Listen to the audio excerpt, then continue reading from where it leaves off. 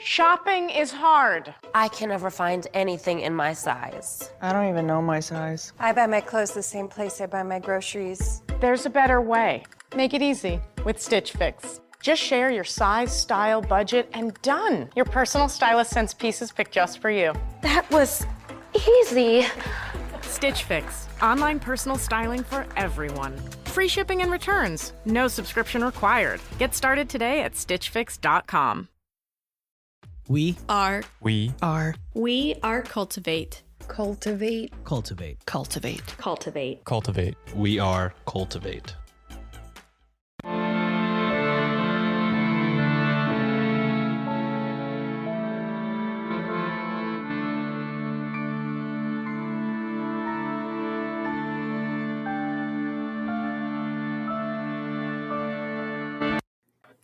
Hello and welcome to Ye Olde Crime, where we discuss the funny, strange, and obscure crimes of yesteryear.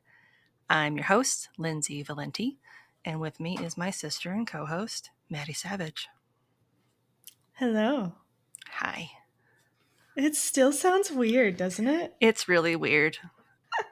I will at some point be used to it, but for now, it's still like I still want to revert back. Yeah. Refer back, yeah. Well, and it's hard because it also sounds so similar. Too. All right. This is week 2 of birthday month. And birthday month. And your birthday week. Yep. Happy early birthday. Thanks. And your birthday was last episode. Last Tuesday. And I forgot to note it because I am a piece of shit sister. But I did get you a gift. So I got that going for me. You did. Yeah, a lot of people in my life forgot my birthday that day. Summer birthdays are kind of hard, you know? Yeah. Like, it was always one of those things in school where you were kind of jealous of the kids that, like, got the parties in school. But, yeah. We'll try again next year, I think. It was a Tuesday. I mean, how much can you really do on a Tuesday as an adult? Fair. As a 36-year-old lady.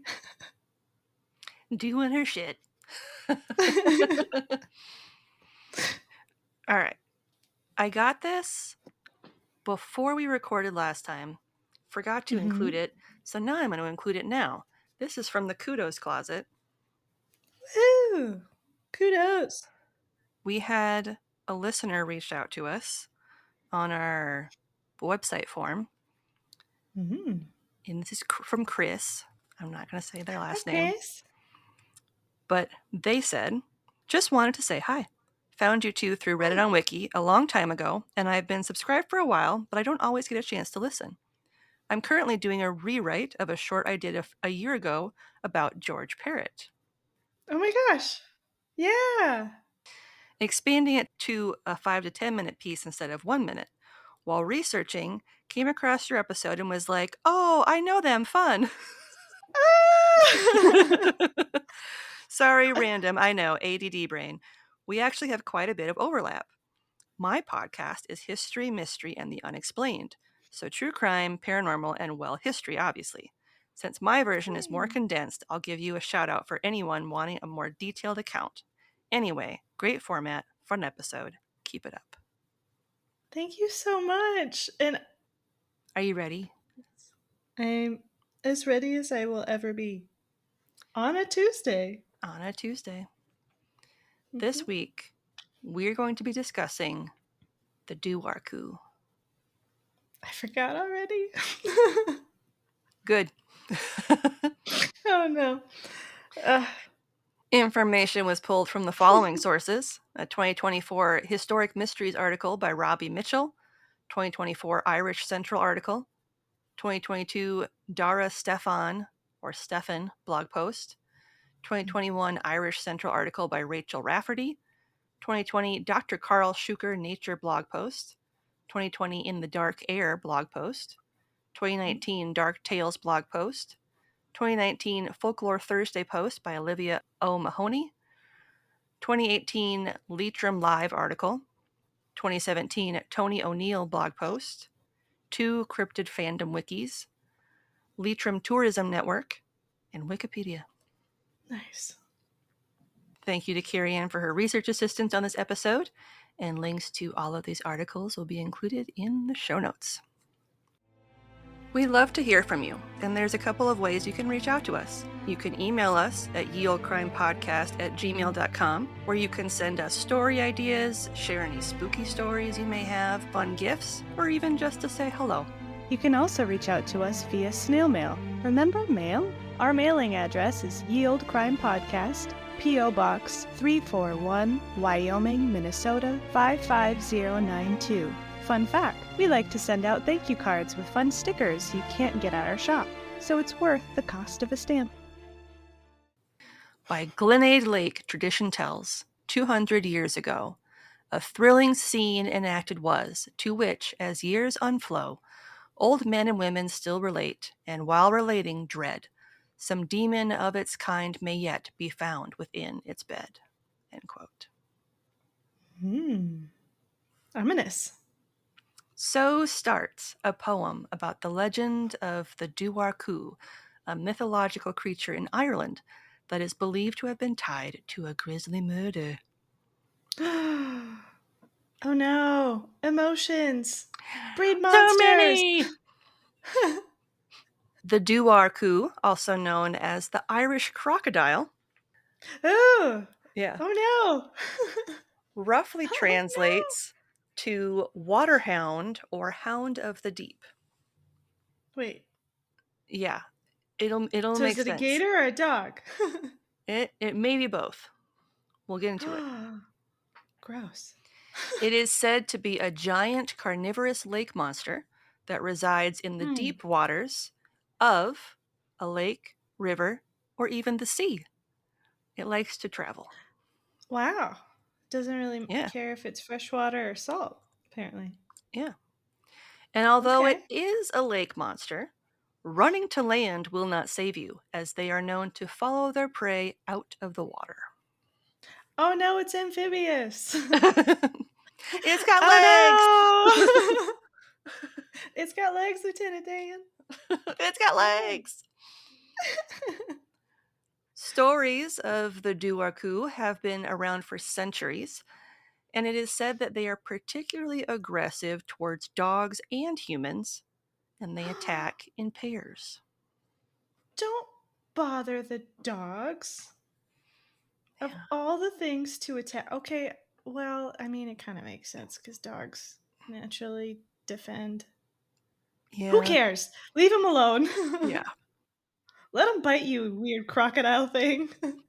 Their hunting method is similar to that of other canine-forward mammals. So one will attack. Pairs. They only attack in pairs. Yeah. So while one is attacking, the other one kind of hides. If, for whatever reason, the first one fails, then their mate will rush forward to avenge them and resume the attack. Ooh. So kind of like wrestling style, tapping out. Mm-hmm. Aggressive. Mm-hmm. The Dobhar-chu have conflicting reports regarding their appearance. This is why I was like, I'm not sure. It's a gator dog. it's something. They have been described as an otter-like creature, a weasel, a half dog, half fish, resembling an eel, or even a dinosaur that looks more waterfowl than mammal. It could be a lot of different things. Okay, those are all like relatively small things too, except for the dinosaur. Yep. That one's a bit of a wrench.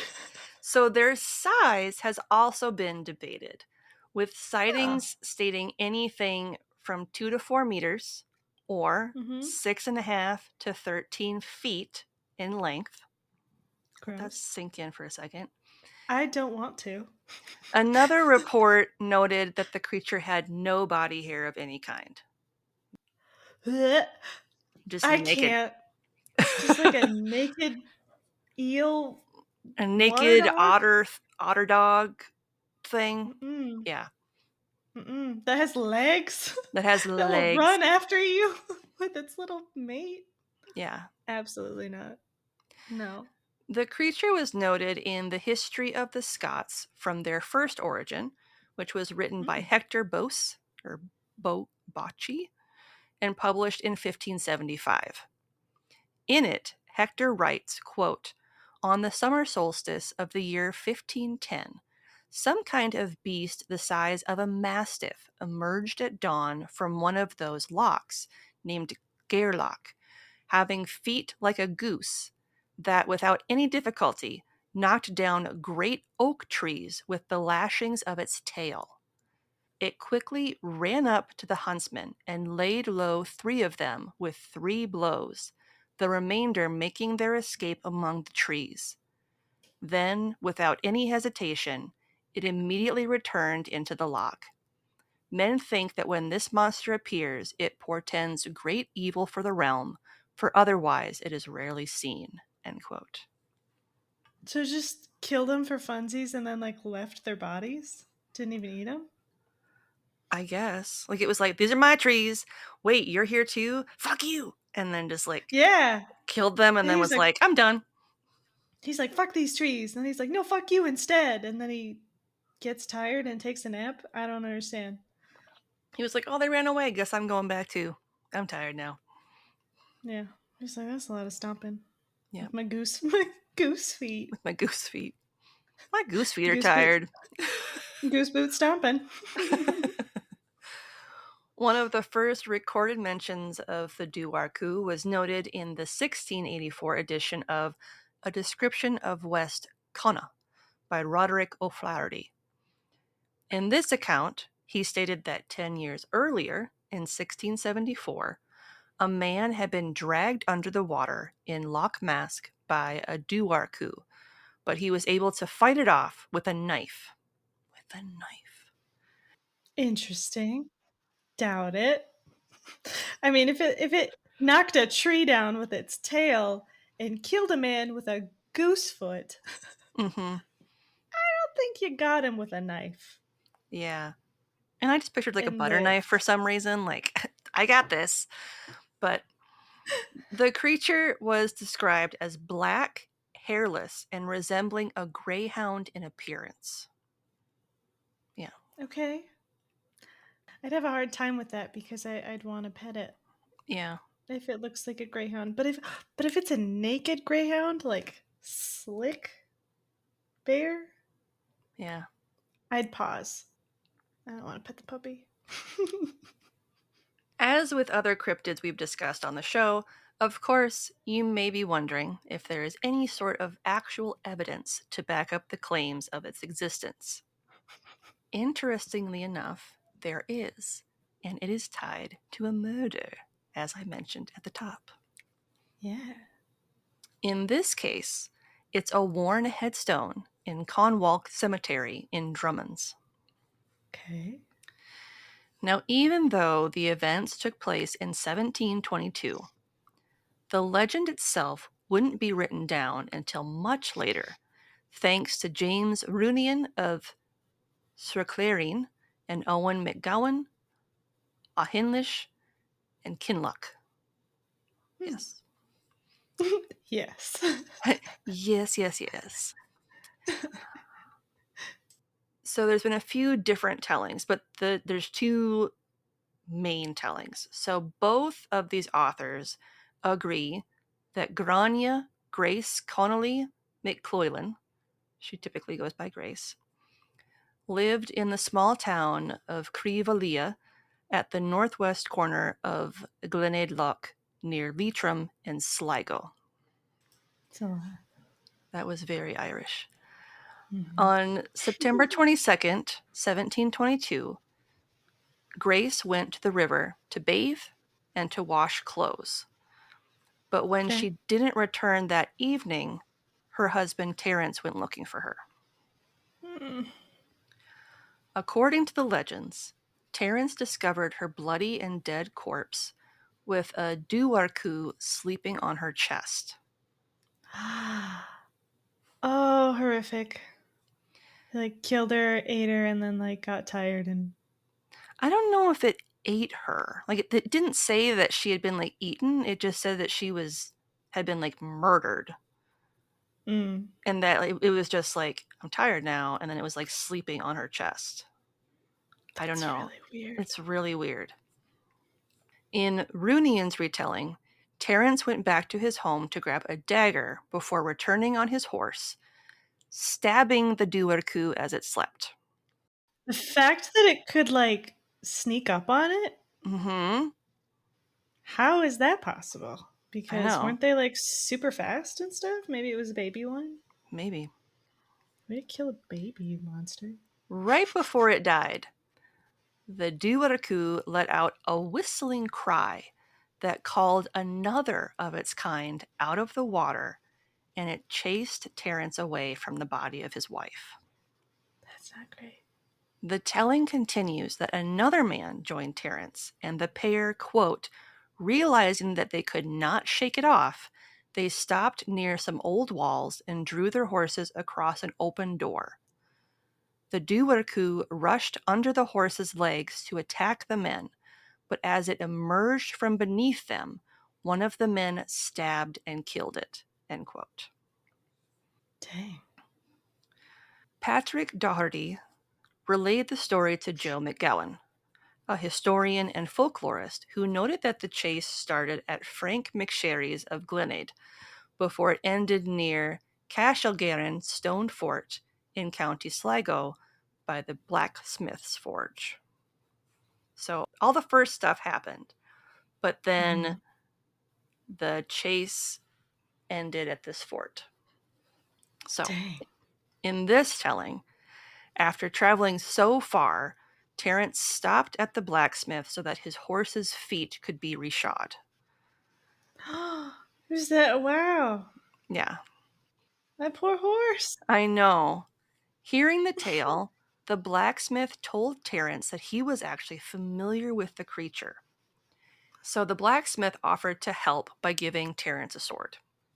He told him, quote, when the creature charges, he'll put his head right through the horse. As soon as he does this, you be quick and cut his head off, end quote. So he knows the horse is going to die. Yes. They're just sacrificing the horse for fun. Yes. I don't like them. No. They deserve to get eaten. Determined, Terence, atop his steed, waited for the Dobhar-chu. When it appeared, it charged, pushing its head into the horse. Terence then took the sword and sank it into the creature's head, killing it. Before he punctured the horse?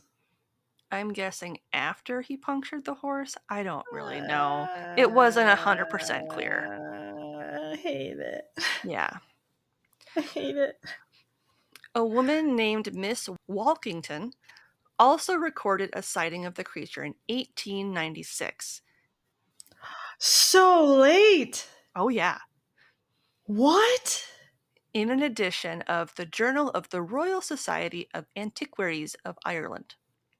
In her telling, she described the beast as, quote, half wolf dog and half fish, end quote. A short while after her letter was published, Mr. H. Chichester Hart, I'm sorry, I misplaced. What a name. Dang. Chichester Hart responded to her missive, explaining that he had heard through the grapevine that it was a gruesome beast known as the Dobhar-chu, which he went on to describe as the father of all otters and the king of all the lakes. I'm sorry. So this is the Odin of otters? Yep. And lakes. And lakes. And lakes. Sorry. That's just okay. Sure. Yeah. Why you know not? what? Yeah. Absolutely. Glenade Loch isn't the only body of water that the Dobhar-chu supposedly inhabits. As I mentioned before, It's migratory. It's reportedly been seen at Srahin's Loch, a Keel Island in County Mayo, where the most significant number of sightings have been reported. Numerous sightings. Numerous. It's also believed that a small group of them occupy Srahin's Loch for a substantial portion of the year, but seem to migrate for the other part of the year. What part? I don't know. It didn't say. Oh. Srahin's is a small circular lake that's around 400 feet in diameter, isolated and windswept. So it's kind of in the middle of nowhere, which is convenient for a cryptid. Yeah. It's kind of how they always operate, isn't it? Yeah. Cryptids in general. Yes. Like, they're so mysterious they don't even need to eat that much. Mm-hmm. So like, we don't need that many victims. Mm-hmm. In 1948, Stop. Patrick Tuhl noted the Dobhar-chu in a paper that he published in the Journal of the Royal Society of Antiquaries of Ireland. So that same journal. Yep. But they ate it up too. They're like, remember this article? Way back when? It happened again. This is part 2. The Reckoning. The paper was called, quote, The Dobhar-chu Tombstones of Glenade, County Leitrim, end quote. Patrick visited the famous headstone in Cornwall twice before publishing his paper between 1935 and 1948. He shared that the sandstone itself had deteriorated over those 13 years since he last visited, and today much of the lettering is no longer visible, and the bottom corners have broken off. What remains is a bizarre image said to be that of the Dobhar-chu. This dog-like creature has abnormally large paws, and its head and ears closely resemble those of an otter. An otter with the goose With feet. giant goose feet paws. In his article, Patrick notes the following about the headstone and its unique artwork. Quote, I can't wait. The head and neck are bent backward to lie flat on the animal's backbone. A human right hand, clenched and with fingers facing the spectator, is shown holding a weapon which has entered the base of the neck and reappears below the body in a short stem which suddenly enlarges to finish as a barb. So in this, it's almost like a harpoon, maybe? Okay. Okay, yeah. It appears a fair assumption that the slab was sculptured. At the same time, the woman's death was still fresh in human memory, as similar tombstones in raised lettering in this cemetery are characteristic of the period of 1722 to 1760, end quote. Okay. So kind of like this, it was the style of the time. Yep. Like when everybody used papyrus. Yes. Those dark days in the Dark days. late 90s, early aughts. Mm-hmm. Papyrus still haunts me. The Tomb of Grace, which dated September 24th, 1722, is so old that much of what was once written on the headstone is no longer discernible, but her name and that of her husband can still be read. Fun fact, the body of the Dobhar-chu and that of Terence's horse are buried in County Sligo, not far from the fort near which they were killed. So why aren't they testing that stuff? I don't know. I'm just telling you, that's where they were apparently buried. Find those bones! Grace's husband is noted on the tombstone as Ter McLaughlin, and it's said that he had a headstone, but it has since been lost to time. So, unclear where it went. In the 1961 book, The Elusive Monster, Dr. Maurice Burton notes the existence of a species of giant otter. Ah! Quote, Those who have made a study of otters in the wild know that they are probably the most elusive animal in the countryside. That, at least, is my experience. An otter may work a river near a village and nobody be aware of its presence. Let us suppose that the habit and habitat of such a long-necked otter-like animal haunting Loch Ness agree with those of the common otter. Then we have to deal with a most elusive beast, hunting mainly inshore, perhaps basking at times at the water's edge, which for long stretches it is out of sight except to the person who, very occasionally, takes the trouble to walk along it.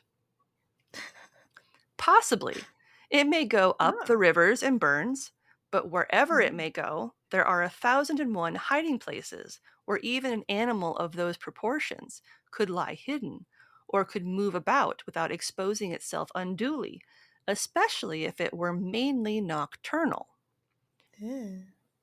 Or if we argue that such an animal would be bound to be seen sooner or later, even if so sparsely populated an area, well, that is the kind of frequency with which it has been reported. End quote.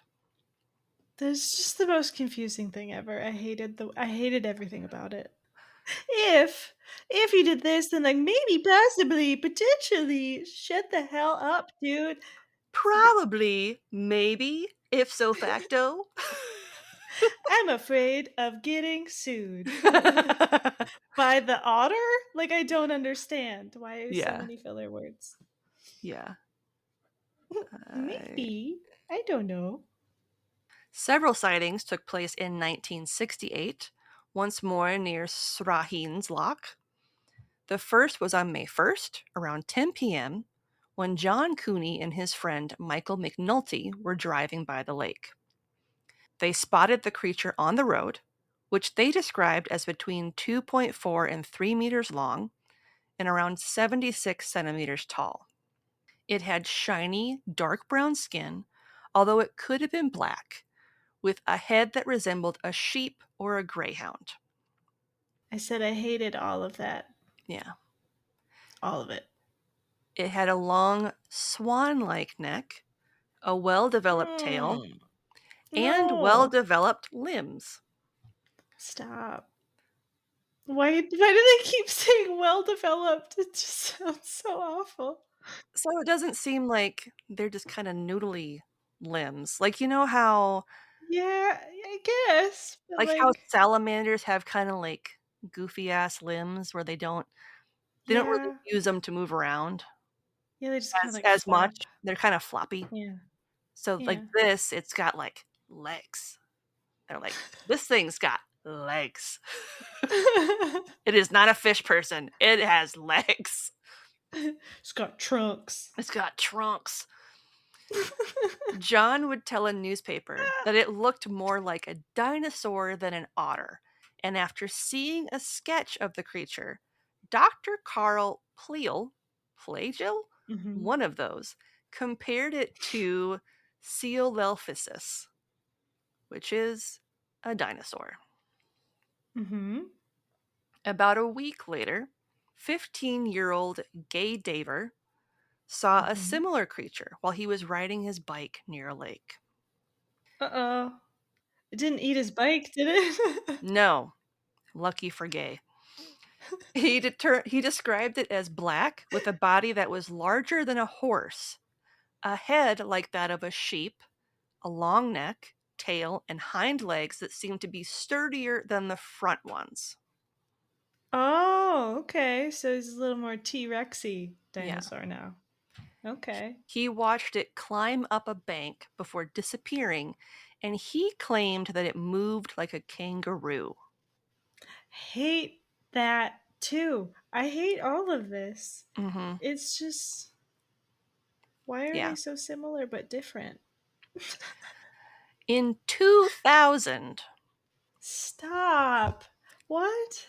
An Irish artist named Sean Corcoran and his wife claimed to have seen the Dobhar-chu in Connemara, County Galway, in a lake on Omey Island.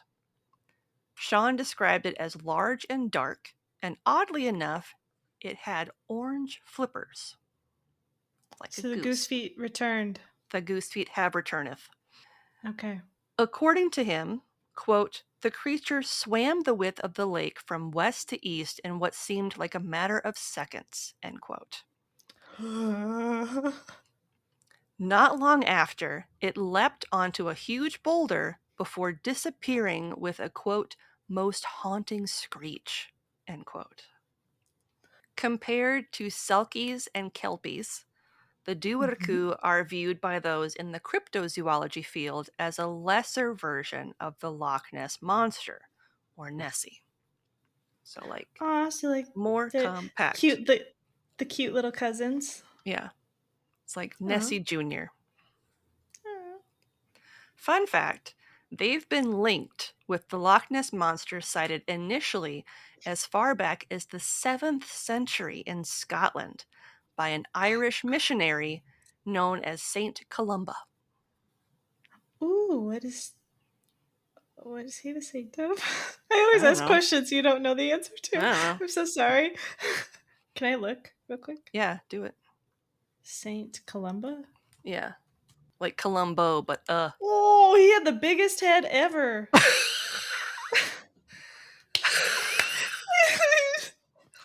They gave him this giant head.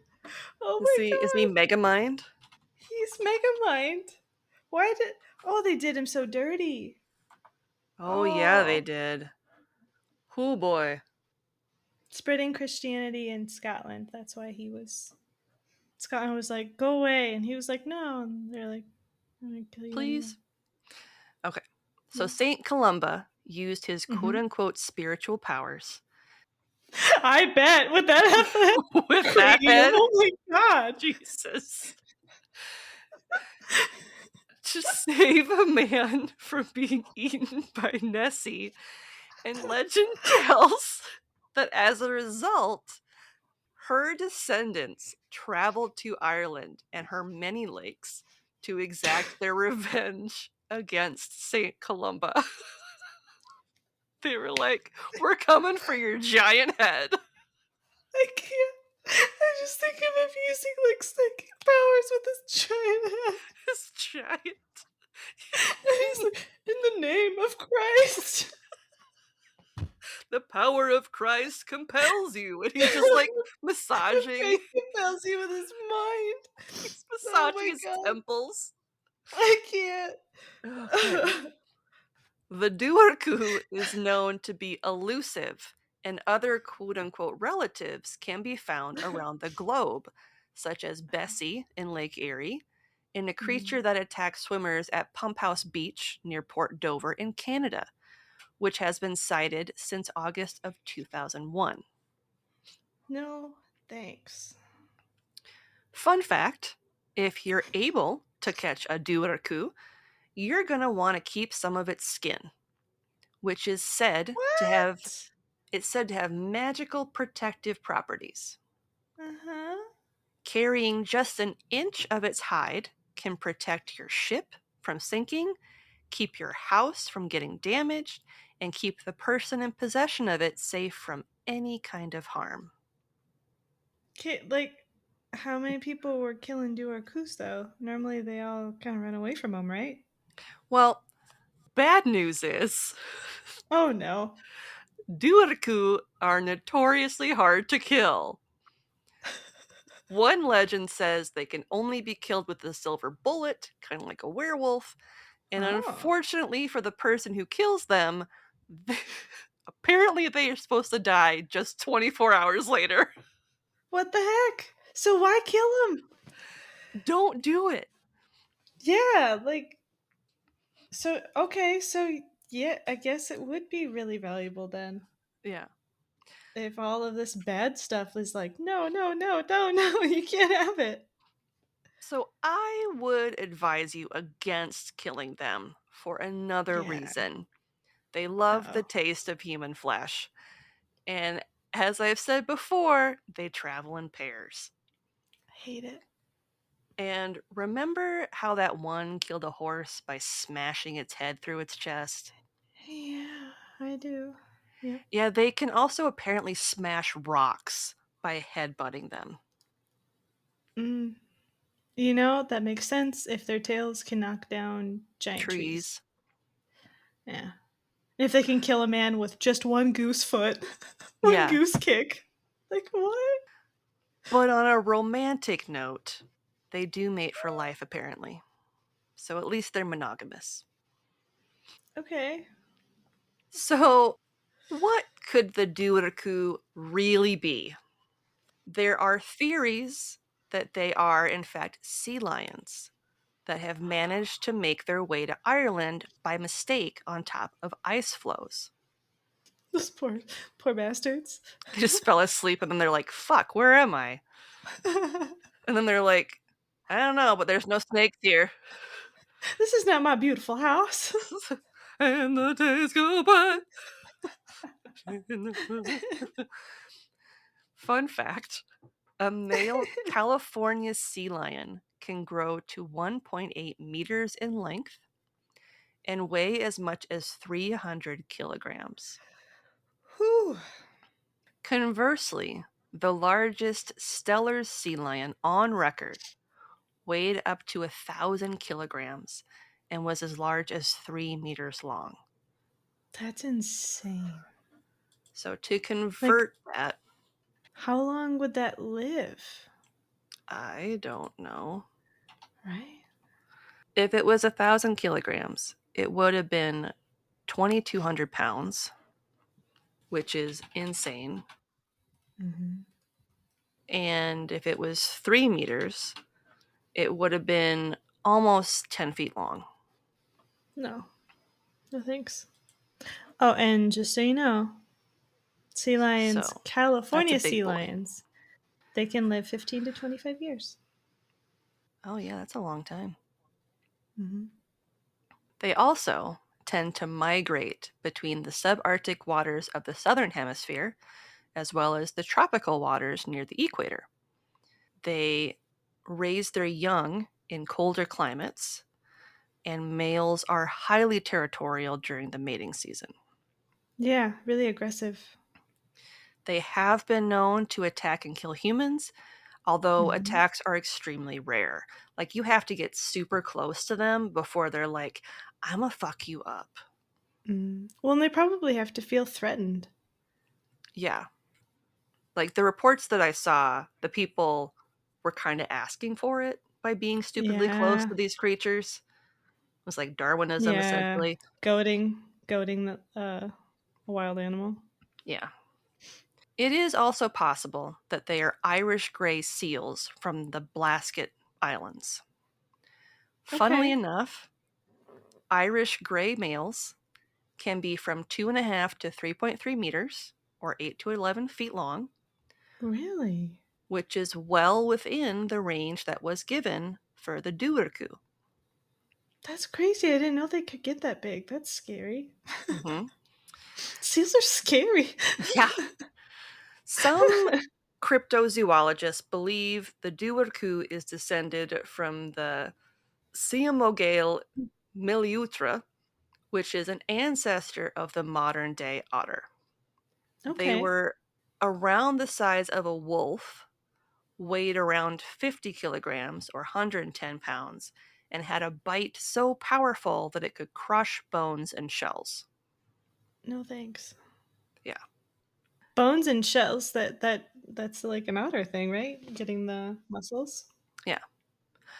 But the last Siamogale miliutra died 6 million years ago, and fossils of it have only been found in China. Close enough. Yeah. It's close enough. Potato, potato. It's fine. Another contender is the giant otter, which inhabits South America, that can grow to 6 feet long and weigh 71 pounds.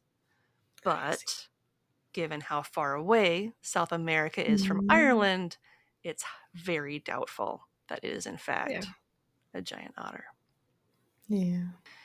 And to close, I would like to read the full poem that I quoted at the top. Yay! Quote, by Glenade Lake, tradition tells, 200 years ago, a thrilling scene enacted was, to which, as years unflow, old men and women still relate, and while relating dread, Some demon of its kind may yet be found within its bed.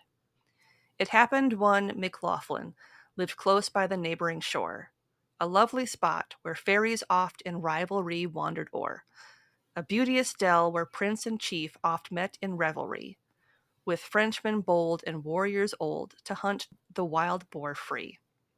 He and his wife, Grace Connolly, lived there unknown to fame, there years in peace, until one day from out the lakes there came what brought a change in all their home and prospects too. The water fiend, the enchanted being, the dreaded Dobhar-chu. It was on a bright September morn, the sun scarce mountain high. No chill or damp was in the air, all nature seemed to vie, as if to render homage proud, the cloudless sky above, a day for mortals to discourse in luxury and love. And whilst this gorgeous way of life in beauty did abound, from out the vastness of the lake stole forth the water-hound, and seized for victim her who shared McLaughlin's bed and board, his loving wife, his more than life, whom almost he adored. She, having gone to bathe, it seems within the water clear, and not having returned when she might, her husband, fraught with fear, hasting to where he her might find, when to his surprise, her mangled form, still bleeding warm, lay stretched before his eyes. Upon her bosom, snow white once, but now besmeared with gore, the Dobhar-chu reposing was, his surfeiting being o'er. Her bowels and entrails all around, tinged with a reddish hue. "O God," he cried, "'tis hard to bear, but what am I to do?" He prayed for strength, the fiend laid still, he tottered like a child. The blood of life within his veins surged rapidly and wild. One long-lost glance at her he loved, then fast his footsteps turned, to home while all his pent-up rage and passion fiercely burned. He reached his house, he grasped his gun, which clenched with nerves of steel. He backward sped, upraising his arm, and then one piercing, dying squeal was heard upon the balmy air. But hark! What's that came? One moment next from out of its depth, as if revenge to claim. The comrade of the dying fiend, with whistles long and loud, came nigh and nigher to the spot. McLaughlin, growing cowed, rushed to his home. His neighbors called, their counsel asked, and flight was what they bade him do at once, and not to wait till night. He and his brother, a sturdy pair, as brothers true and tried, their horses took, their homes forsook, and westward fast they did ride. One dagger sharp and long each man had for protection too, fast pursued by that fierce brute, the whistling Dobhar-chu. Who's calling? The rocks and dells rang with its yells, the eagles screamed in dread. The ploughman left his horses alone, the fishes too, 'tis said, away from the mountain streams though far, went rushing to the sea, and nature's laws did almost pause for death or victory. For 20 miles the gallant steeds the riders proudly bore, with mighty strain o'er hill and dale that ne'er was seen before. The fiend fast closing on their tracks, his dreaded cry more shrill, "'Twas brothers try, we'll do or die on Cashel-Guerin hill." Dismounting from their panting steeds, they placed them one by one across the path and lengthwise formed within the ancient dun, and standing by the outermost horse, awaiting for their foe, their daggers raised, their nerves they braced to strike that fatal blow. Not long to wait, for nose to trail, the scenting hound arrived, and through the horses with a plunge to force himself he tried, and just as through the outermost horse he plunged his head and foremost part, McLaughlin's dagger to the hilt lay buried in his heart. Thank God, the brothers cried in wildness and delight. Our humble home by Glenade Lake shall shelter us tonight. Be any doubt to what I write, go visit old Conwell. There see the grave where sleeps the brave, whose epitaph can tell. End quote. Dang. What a poem. Right? Mm-hmm. And that's the Dobhar-chu, the Otter King of Ireland. Cool. Right? Mm-hmm. I liked it. Thanks for picking it. But like St. Columba, I'm gonna have nightmares about that man's head now. Jesus. Literally. That thing, it's like the top of his head from like his cheekbones up is a basketball. A bowling, yeah. Bowling ball. It's like a bowling ball. It is huge. Yeah. I wasn't kidding when I said he looks like Megamind. Like, yeah, he looked like he had a hematoma that no one took care of. He was like, maybe if I go to Ireland, they'll know what to do. But here in Scotland, they're like, fuck you, bro. What a head. We wouldn't be here without support from listeners like you. If you're interested in supporting us financially, you can leave a one-time or monthly donation over on Buy Me a Coffee or our Venmo page. Links are in the show notes. And we make a point of reaching out to send you a thank you note and stickers to show our appreciation. Want to show your support in a more concrete way? Pick up some Yield Crime merch over at our TeePublic shop. We shout out whenever there is a sale each month, and we work to make sure we're creating new designs and changing it up whenever possible. And hey, thanks for listening. Whew. All right. This week's listener question comes from Carrie Ann, and she would like to know, if you were stuck on a deserted island and had to choose a family member to be stuck with, who would you choose?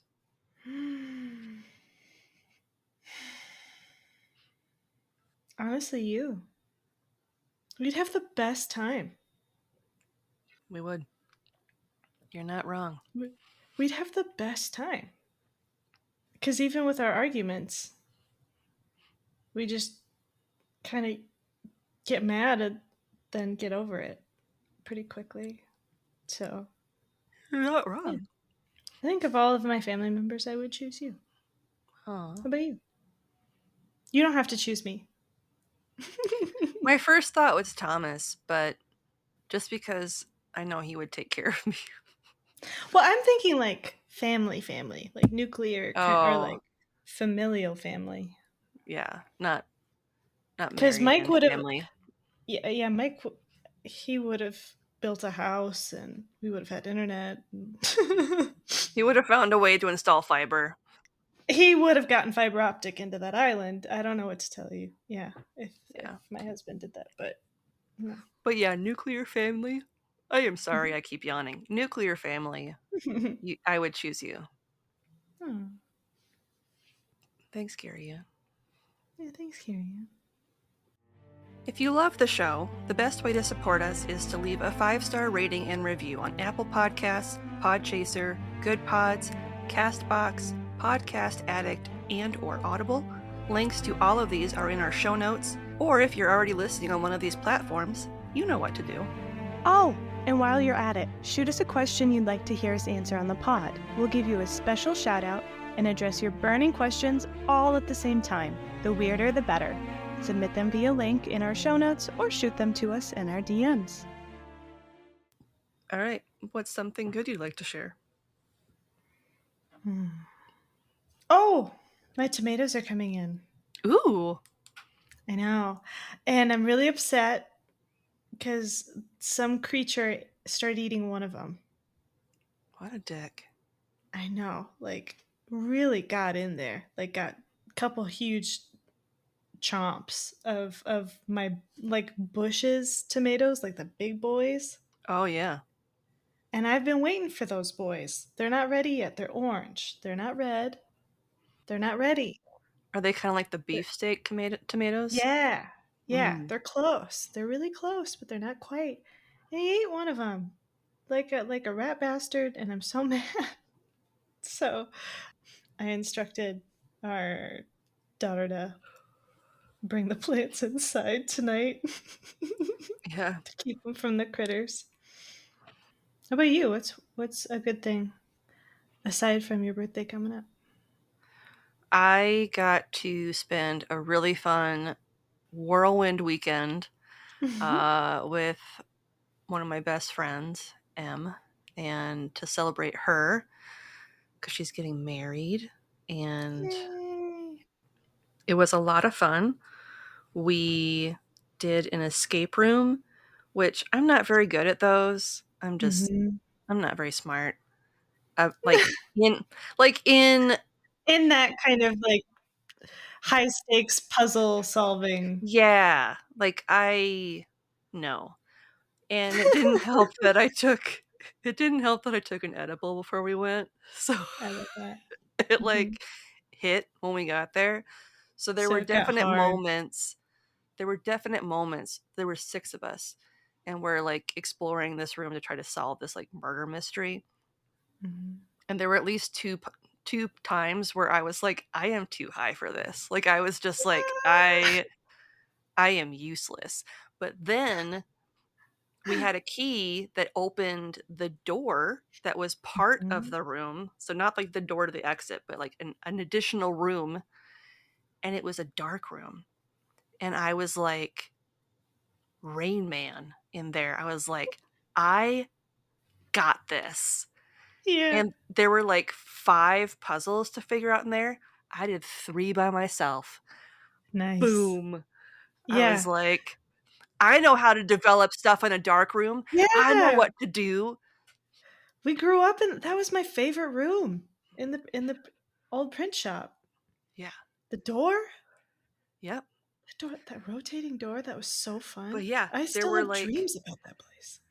There was this puzzle where there were like different pictures on the wall, and they had some that were like hanging up that were were identical, and I was like, there's something here, and I put them in order, and sure as shit, they were like the directions that you had to put in on this omnidirectional lock to get another piece of the puzzle in that room, which was like the developing solution, because you had to get the solution bottles in the right order because of this like torn piece of paper that had the directions on it, and then that unlocked something, and I was like, boom, I got this. And then there was something else in there that I figured out, but I was just like, yeah. Nice. So I felt really cool. Want to be social with us? You can see pics from this week's episode, bonus content, and funny memes on X at Ye Olde Crime Pod, or on Facebook, Instagram, Threads, TikTok, and YouTube at Ye Olde Crime Podcast.